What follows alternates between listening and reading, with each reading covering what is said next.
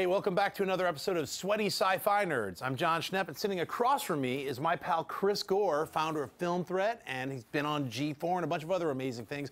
Today we're going to talk about an incredible science fiction film that came out in 2009. It's called Moon, directed by Duncan Jones, starring Sam Rockwell. One of my favorite films. That one and District 9 just killed it in 2009. Chris, what are your thoughts on Moon? I loved Moon. It's one of those ones that also stays with you. One of those ones where hopefully you haven't seen like some of the big twists that come in the second half of the movie.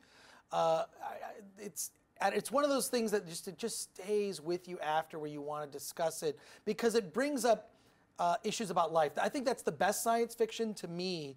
It isn't about science fiction so much. It's about how we as humans deal with advances in technology and whatnot. And that does it so well. And Sam Rockwell it's just like a literal tour de force acting job. You know, he plays himself, and then a little bit later, there's a clone of him on the moon. You'll see if you watch the trailer. I'm not giving any too many spoilers away. And then there's a great, actually, he has a robot friend. The film voiced by Kevin Spacey.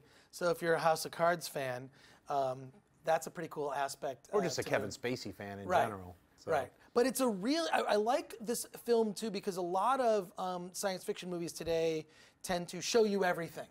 Right? They show you everything that's going on. Why? Because they can. So they try to show you everything. It really, you get this sense of loneliness and isolation because he's pretty much the only character in the movie. Yeah. You know? You're on a moon base, and most of it's all shot practically, and in fact, most of the special effects are shot with models. Right. So they have some CG enhancements, but most of it was shot on a giant, lunar surface that was built with a little tiny model, which is for fans of practical special effects like us.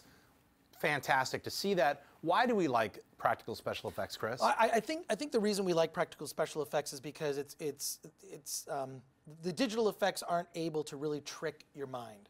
There's something about it that's distancing, and when shot well, practical special effects just look better, especially models. And the models they used in this, which they also used in The Dark Knight and other films like Interstellar, they're what they call oversized miniatures, right? So they're huge. Yeah. They're still miniatures, but they're huge, and the way that they're photographed, I feel like there's just something about it where your mind, it just accepts it as real, whereas digital effects look fake. And I think it's also the reason is that cameras, when they do digital effects, tend to move around in ways that don't actually happen in real life, aren't possible in especially the real world. Earlier 3D movies, everything's all rotating around everywhere. Look what we can do because it's 3D, and it's like actually real life, and cameras that emulate real life are like kind of tracking or moving in a more realistic manner. Yeah, the digital omniscient eye floating through spaceships doesn't really work, whereas just like a model sitting there is all you need. It's really just a setting. We're beyond the point where we're impressed by that stuff.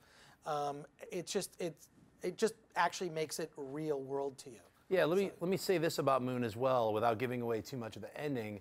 You feel like, wow, there really could have been a sequel. There could have been a Moon 2. It didn't have to necessarily take place on the moon, but the character that Sam Rockwell plays, you really feel for him, and you're kind of invested in this world that's set up really just on this moon base. You're like, wow, I want to see more of this world that Duncan Jones built. So if Duncan Jones ever gets back into doing sci-fi after he hits Warcraft out of the park, I'd love to see another version of Moon, and maybe even Sam Rockwell returning. So. But it's great because I think Duncan Jones, I'm always interested in anything that he's going to be doing because I think he focuses on the right things in sci-fi. I think some science fiction films get bogged down in showing you all this cool stuff. Sure. And this movie's not about the cool stuff. It really is, at the end of the day, a human story. Yeah, it's character-based, story-based. Yeah. All right, well, that'll wrap it up for us. I'm Jon Schnepp, and thanks, Chris. Where can people find you online? You can find me at chrisgore.com or follow me on Twitter at @ThatChrisGore.